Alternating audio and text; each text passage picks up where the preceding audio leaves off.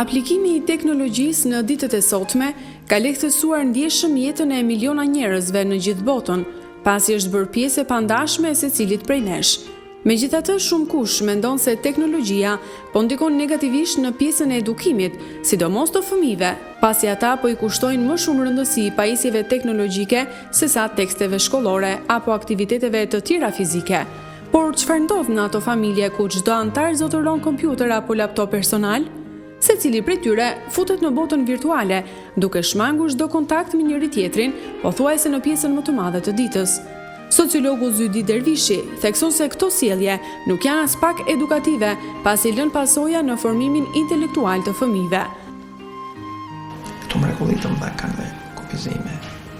Natyrisht, është vështirë që të thua që ne do luftojmë për të kufizuar kufizimet, duke silluar fjalash, dhe të përfitojmë vetëm nga anët pozitive të këtyre shpikjeve teknologjike.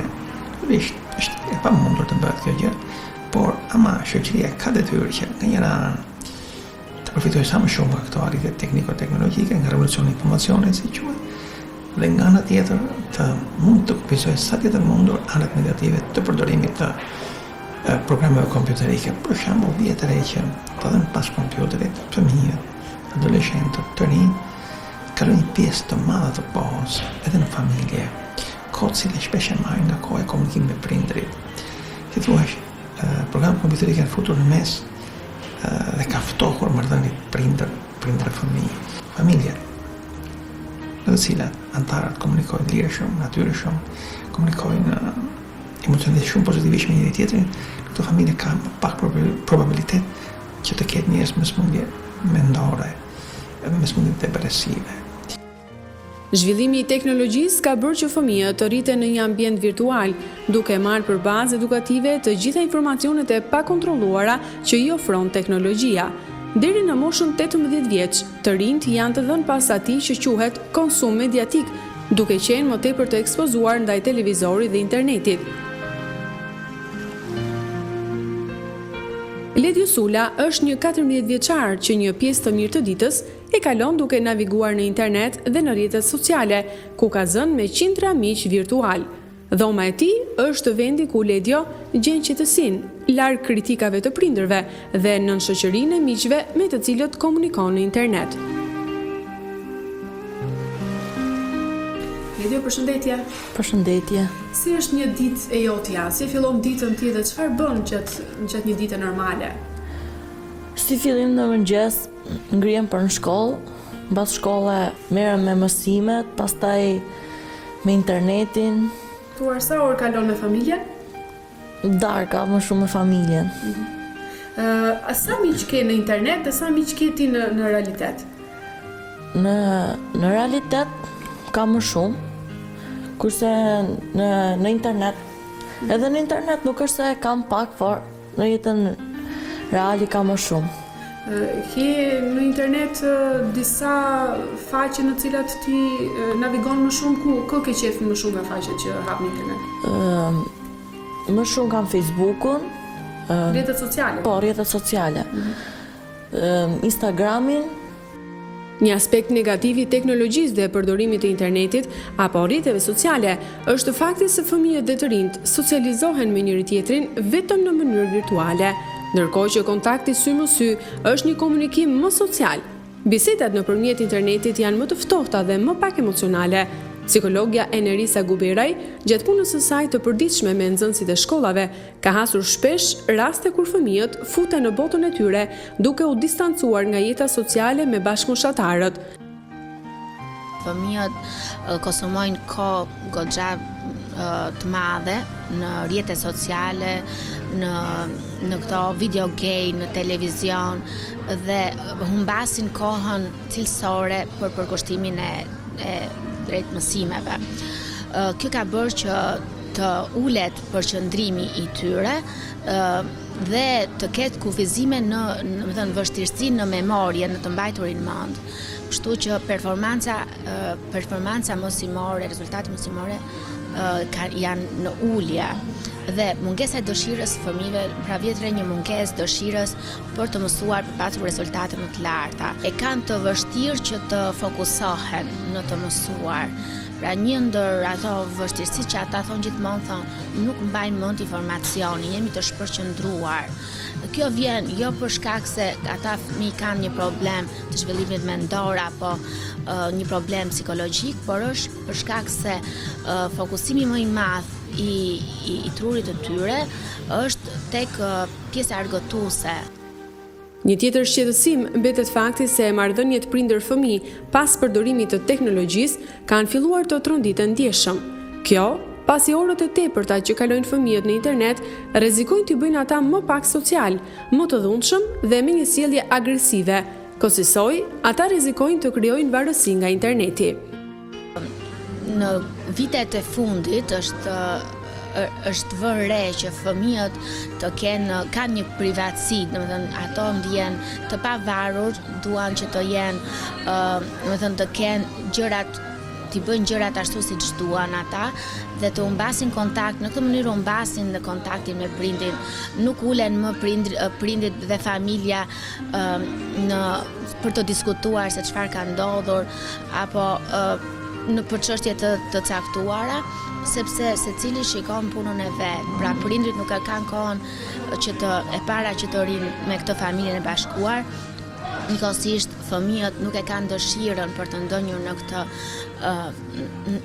në këtë marrëdhënie të përbashkët dhe kjo sjell probleme në marrëdhëniet njerëzore dhe mund të sjellë dhe sjellje deri diku të jetës pasive, të mungesës komunikimit, mosmarrveshjeve të ndryshme me prindrit, konflikteve, herëherë edhe agresivitet mes tyre, pikërisht sepse është bërë kjo varësia ndaj teknologjisë një problem shumë i madh që sjell dhe probleme në familje.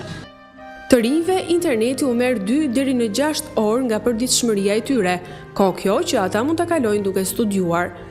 Të posakonisht çfarë bisedoni me njëri tjetrin në këto rrjete sociale? Për çfarë flisni? Çfarë ju pëlqen më tepër të flisni në rrjetet sociale? Për shkak nga jeta e përditshme, nga jeta e vipave. Po. Po për shkollën si të shërben interneti? Për të marrë informacione, për shfrytëzimin, më shumë për shfrytëzimin e dijes, që marrë dije më shumë. Sa orë kalon ti në internet, në kompjuter dhe sa orë kalon me mësimet, duke studiuar, duke bërë detyrat e ditës? Me mësimet merrem pak më shumë, tash edhe internetin nuk e lë as dore, po. Ka raste kur prindrit të kanë folur në një farë mënyre që të lutem ledja mos rri shumë para internetit. Ke pas konflikte të tilla? Po, kam pasur. Çfarë të thonë? Bollken tjetër në internet, tani merru me mësimet. Po ti si reagon në këtë raste, çfarë bën?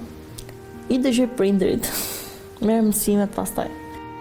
Ekzistojnë gjithashtu qindra e mira faqe në internet, të cilat jo vetëm që janë të dëmshme, por nganjëherë janë edhe të rrezikshme për konsumatorët e internetit e sidomos për fëmijët, kur informacioni është i pakontrolluar dhe pa kriter. Ato mund të dëmtojnë shëndetin mendor të fëmijëve, komunikimin e tyre me botën reale deri në dëmtim të personalitetit të tyre. Për mua, këto programe duhet të ndalohen në mënyrë kategorike. Absolutisht, ata janë çdo kurse, ata janë çroditse, sidomos për fëmijët dhe të rinj, në mënyrë të rreptë, në mënyrë absolute duhet ndaluar. Jam kategorik kundër që në internet krahas, po them, këngëve të mrekullueshme të Tefta Tashkokoqës, të ketë perversione. Kuadratet janë ngjitur. Njëri kërkon Tefta Tashkokoqën, aty papritur, një kuadrat më poshtë, është një gjë shumë e shëmtuar. Tani, ne jetë vinë të kërkosh në internet gjëra pozitive, sepse mund dalin papritur gjëra që janë përzijera keq. Fëmijët e sidomos adoleshentët kalojnë një pjesë të mirë të ditës mbi kompjuter, laptop, iPad apo celular. Për pasojë është kufizuar ndjeshëm koha e qëndrimit të fëmijëve me prindërit. Pash që në derën tënde shkruhet mos më shqetësoni. Kjo do thotë që prindrit e tu e kanë të ndaluar gjatë kohës që ti je në dhomë dhe merresh me internetin, e kanë të ndaluar të flasin me ty? Jo, kjo nuk është të ndaluar, por nuk e kam shumë dëshirë të më shqetësojnë kur jam në internet. Të kanë caktuar ato një orar që lejtë ti duhet rish vetëm kaq orë në internet dhe pastaj të merresh me gjëra të tjera? Jo, nuk më ka caktuar asnjë orar. Lidhja, ka ndikuar interneti në rënien e rezultateve të tua në shkollë? Më parë, po në fillimet kur filluam të përdorim internetin, kurse tani jo, s'më bën përshtypje.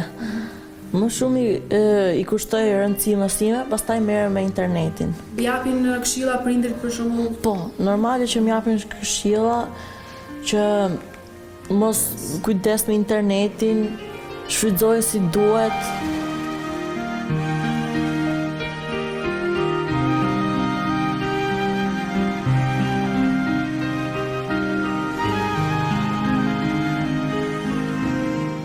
Është kufizuar koha qëndrimit aktiv me prindrit, sepse prindrit duket se janë më shumë të dhënë pas punës dhe më pak fokusohen në jetën aktive me fëmijët, në veprimtaritë cilësore që bëjnë me ta, më pak i kontrollojnë se çfarë ata bëjnë në shkollë, se me çfarë merren, se çfarë sajtes hapin në Facebook apo në rrjetet të tjera.